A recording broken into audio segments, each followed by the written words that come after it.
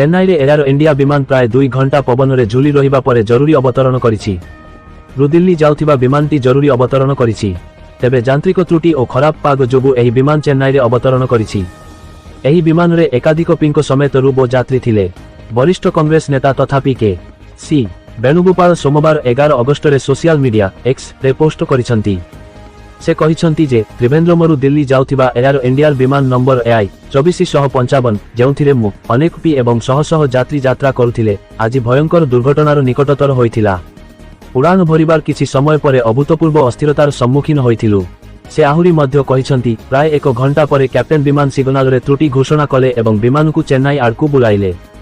ପ୍ରାୟ 2 ଘଣ୍ଟା ପର୍ଯ୍ୟନ୍ତ ଆମେ ଅବତରଣ ଅନୁମତି ପାଇଁ ଅପେକ୍ଷା କରି ବିମାନବନ୍ଦର ପରିକ୍ରମା କରିଥିଲୁ। କୁହାଗଲା ଯେ ସମାନ ରନୱେରେ ଆଉ ଏକ ବିମାନ ଅଛି। ସେହି ମୁହୂର୍ତ୍ତରେ କ୍ୟାପ୍ଟେନ୍ ତୁରନ୍ତ ଅଟକିବାର ନିଷ୍ପତ୍ତି ବିମାନରେ ଥିବା ସମସ୍ତ ଲୋକଙ୍କ ଜୀବନ ରକ୍ଷା କରିଥିଲା। ଦ୍ୱିତୀୟ ପ୍ରୟାସରେ ବିମାନଟି ସୁରକ୍ଷିତ ଭାବରେ ଅବତରଣ କରିଥିଲା। ସେ କହିଥିଲେ ଆମେ ଦକ୍ଷତା ଏବଂ ଭାଗ୍ୟ ସହିତ ବଞ୍ଚିଛୁ କିନ୍ତୁ ଯାତ୍ରୀଙ୍କ ସୁରକ୍ଷା ଭାଗ୍ୟ ଉପରେ ନିର୍ଭର କରିପାରିବ ନାହିଁ।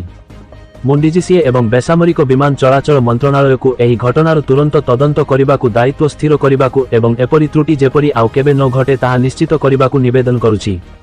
ରିପୋର୍ଟ ଅନୁସାରେ ଏହି ଏୟାର ଇଣ୍ଡିଆ ବିମାନରେ କେରଳ ପି ତଥା କଂଗ୍ରେସ ମହାସଚିବ ସି ବେଣୁଗୋପାଳଙ୍କ ସହିତ ସଂଯୋଜକ ଅଦୂର ପ୍ରକାଶ, ବରିଷ୍ଠ କଂଗ୍ରେସ ନେତା ସୁରେଶ ରାଧାକ୍ରିଷ୍ଣନ୍ ଏବଂ ତାମିଲନାଡୁ ପି ରବର୍ଟ ଥିଲେ।